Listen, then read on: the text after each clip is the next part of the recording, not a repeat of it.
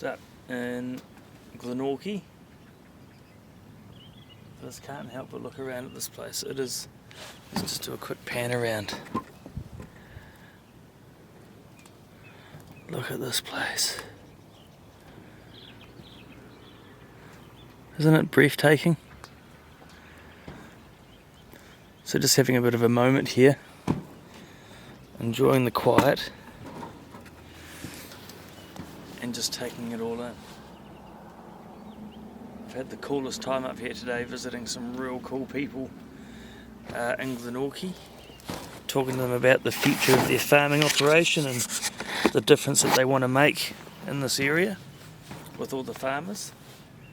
Really excited about that. Driving over here today was just, I can see why people come here. Just to absolutely fit, and I was sort of pinching myself on the way over here, like, how is it that this has become my life? Like, I get to do this, as part of my contribution to the world, and, for a living. It's sort of been one of those pinch me days that I've been able to do something I've dreamt of since a child, coming to Glenorchy and also do what I now dream of as an adult, which is, make a difference to creating a world that works for everyone aligned with nature. I'm going to lift this tripod up because it's weird talking down to my camera. Let's pull this up a little bit. And so anyway, while I was driving over here, I was so peaceful, just checking out all the scenery. And what else hit me? Oh, there we go, that's a bit in your face, isn't it? There we go.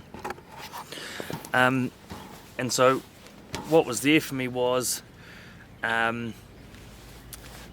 lot of what causes our ineffectiveness in what we're doing out there, whatever we're doing, whatever game you're in, is, yesterday I talked a lot about being in the moment and being present. And I was thinking about one of the big things that can take you away from being present, and that's upset. And just how ineffective being an upset is, and how we're all really just, in one way, shape or form, upsets waiting to happen is something that I've been taught. And there's always going to be upset. It's just dealing with it.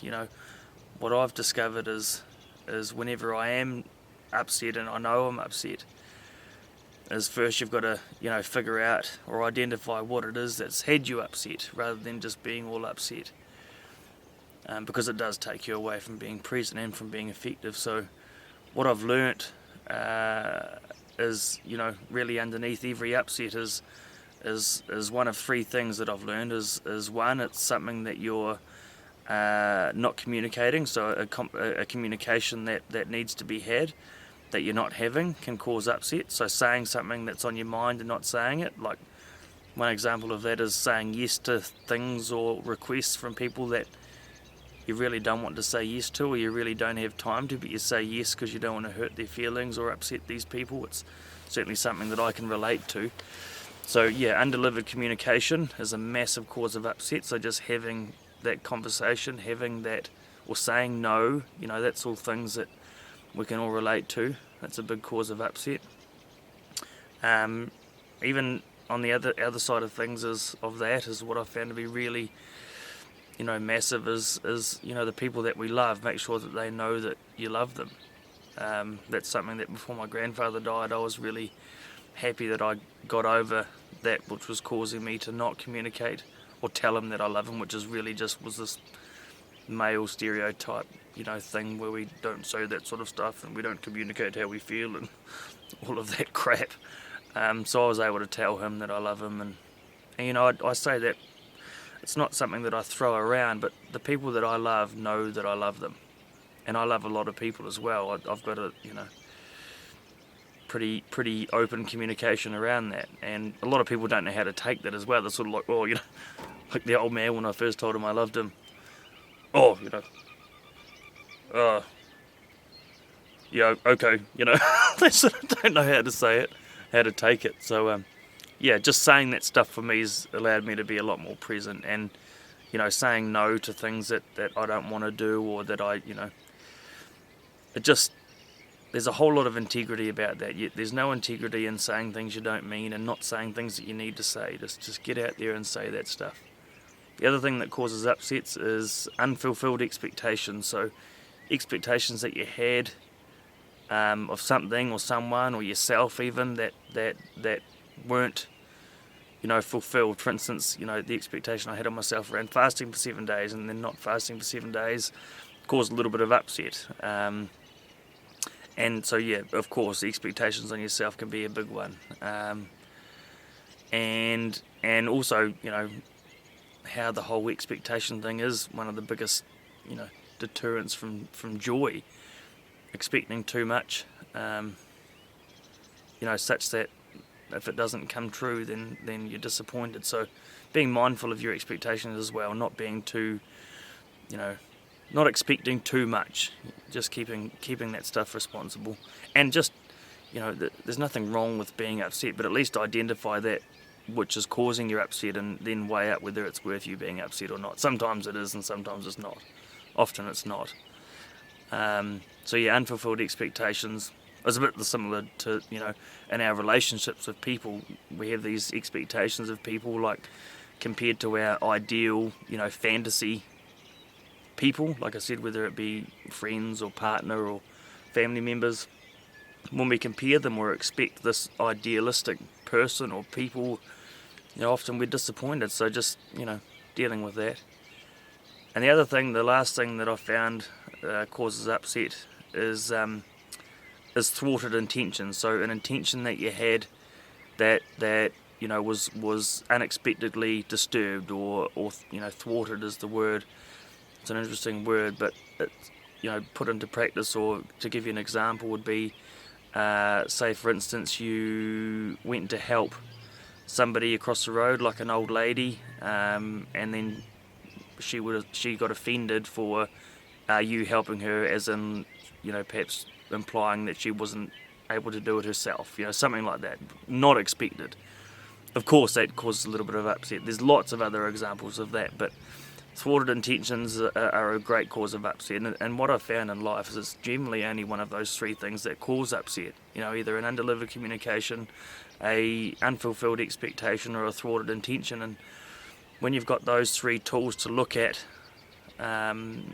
when you are upset, you can quickly identify what you're upset about, then go about doing the necessary steps to take, you know, action on to deal with the upset, or deal with what caused the upset, or just, you know, deciding in that moment that it's not worth being upset about and carrying on with your life. It's also a very valid option.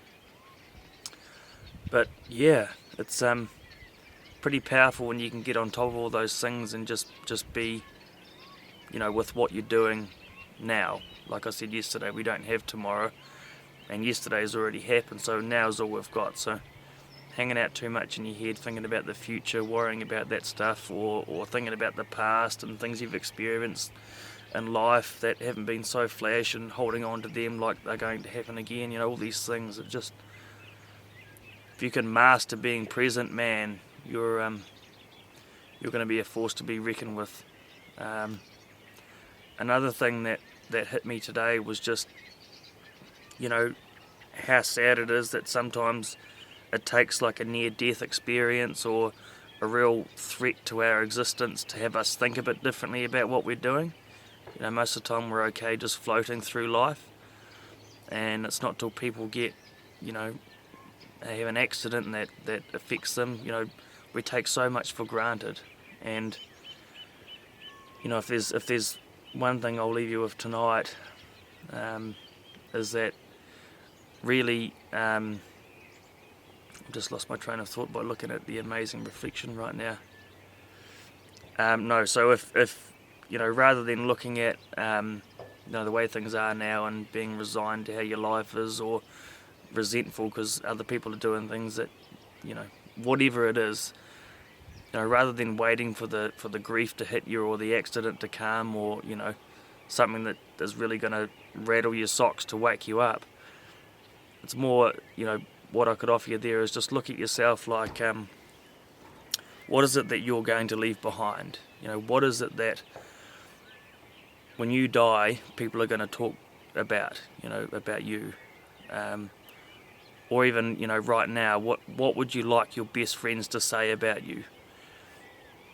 And then just go about, taking steps to make that happen.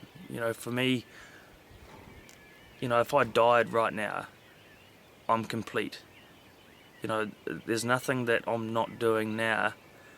Mind you, every day this is changing, but with what I want to achieve in the world, which is to make a real difference to not only what it is to be a human being, and to bring back that whole new level of connectedness and communication and joy and love, but also changing the way we produce food, which is a massive contributor to all the problems we're dealing with in the world right now as far as ecosystem function or lack thereof, diseases and issues in our health. It all comes down to food production. So I'm out here doing my thing to enable people, not just farmers but anyone growing food, to understand the ecological and biological functions underneath all of the choices we make, such that we can produce food that's growing with nature's cycles and are nutrient dense as a result, but also enabling people to really get a kick out of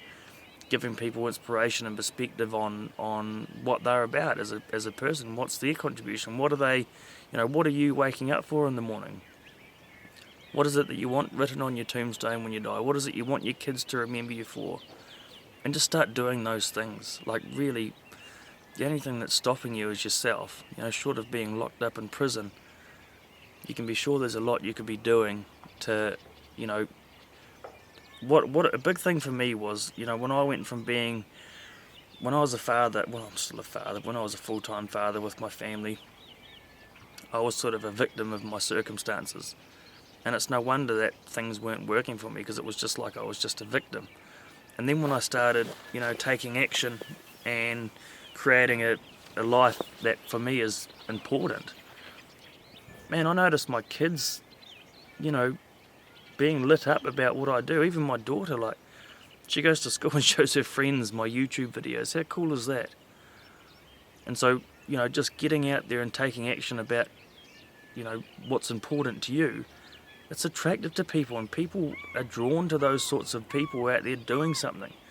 Doesn't matter what it is for them, as long as it's important, for them, for that person, that's important. That's really cool. They're the sort of people I want to surround myself with. And man, listen to the birds. I don't know if you can hear that.